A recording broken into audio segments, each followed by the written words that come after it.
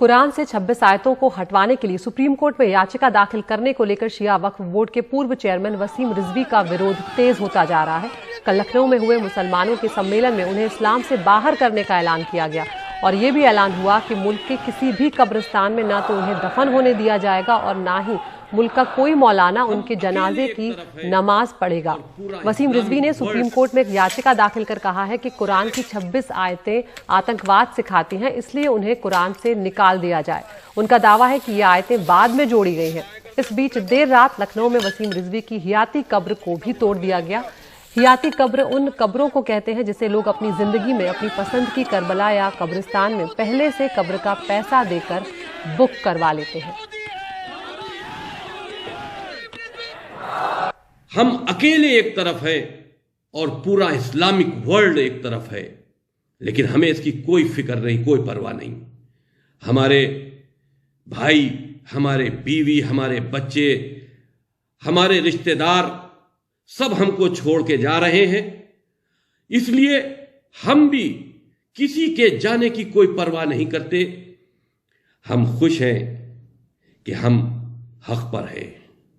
हम किसी के जाने की कोई परवाह नहीं करते।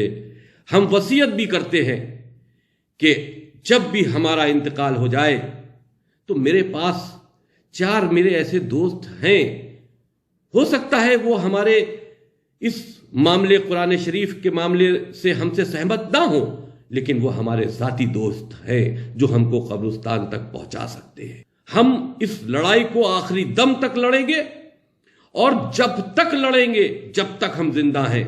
अगर हमको जब भी ये बात महसूस होगी कि ये लड़ाई हम हार रहे हैं तो हम अपना सुसाइड कर लेंगे, लेकिन हम पीछे हटने वालों में से नहीं हैं। और हमारे साथ फोन लाइन पर जुड़ रहे हैं हमारे सहयोगी कमाल खान। कमाल, जिन 26 आयतों की ये बात कर रहे हैं कुरान से हटाने के लिए, वो क्या है उस बारे में समझाएं। और इतना विरोध उनको लेकर हो रहा है कि ये तक कह दिया गया है कि उनको किसी भी देश के कब्रिस्तान में जगह नहीं दी जाएगी। और खुद वो अपने जो वीडियो संदेश उन्होंने जारी किया उसमें वो कह रहे हैं कि आखिरी दम तक लड़ेंगे। उनका परिवार तक उन्हें छोड़कर चला गया है। क्या है ये मामला, समझाएं एक बार। नहीं, देखिए ऐसा है कि वो जिन आयतों को हटाने कह रहे हैं उनमें जिहाद का जिक्र किया गया है।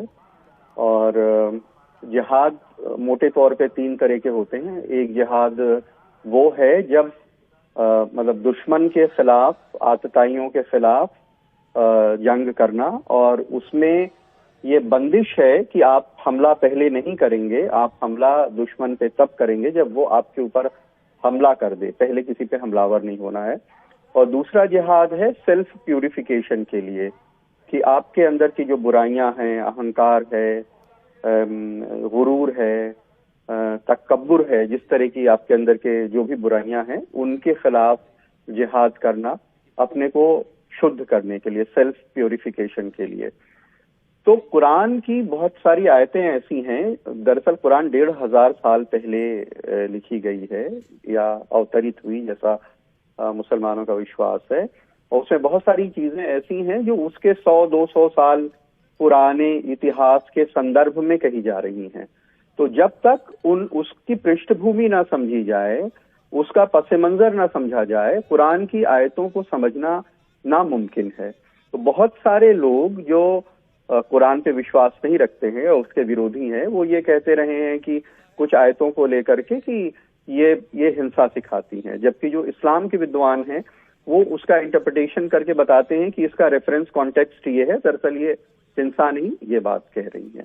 तो अब वसीम रिजवी ने जो किया है, इसके बारे में जो मुस्लिम उलेमा हैं ज्यादातर, उनका ये कहना है कि वो एक मुसलमानों को डीमोनाइज करने, उनको हिंदू लोगों के मन में घृणा पैदा करने के लिए, उनको हेट सिंबल बनाने के लिए ये सब करते हैं, ताकि पोलराइजेशन समाज में और ज्यादा बढ़ सके। तो वो किसी लार्जर पॉलिटिकल डिजाइन का पार्ट है उनका, ये सब जो काम है वो इसलिए कर रहे हैं। तो बहरहाल अब बहुत सारे लोग रैशनल नहीं हैं, इमोशनल हैं, और वो अति कर देते हैं किसी चीजों में, तो बहुत सारे नाराज लोगों ने जाके उनकी ये कब्र तोड़ दी है रात में। कमाल, यहाँ पर ये हयाती कब्र है जो पहले से बुक करा रखी थी उन्होंने। जी, जो आपने ध्रुवीकरण का जिक्र किया कमाल, क्या कोई राजनीतिक झुकाव भी है वसीम रिजवी का, या कुछ और भी बात है जिसको लेकर इतना तनाव हुआ?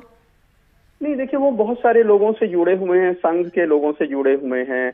इंद्रेश जी जो संघ में माइनॉरिटीज का काम देखते हैं उनके भी करीब हैं। उन्होंने अभी यहाँ शिया यतीम खाना में उनकी एक मीटिंग कराई थी और राम मंदिर के लिए चंदा जमा करने के लिए कहा था। ये तो सही है कि बहुत सारे मुसलमान आम लोग जो बीजेपी आरएसएस की तरफ जिनका झुकाव नहीं है वो भी चाहते थे बाबरी मस्जिद और राम जन्मभूमि मुकदमे के पहले की ये जमीन जो है उनको दे करके इस मसले को खत्म कर दिया जाए। वसीम रिजवी भी उसके पक्षधर थे, लेकिन उनका पार्टी में तो वो नहीं है, लेकिन वो अक्सर उन लोगों के साथ देखे जाते हैं, इसलिए माना जाता है कि वो संघ के लोगों से जुड़े हुए हैं और उनके प्रति उनका झुकाव है।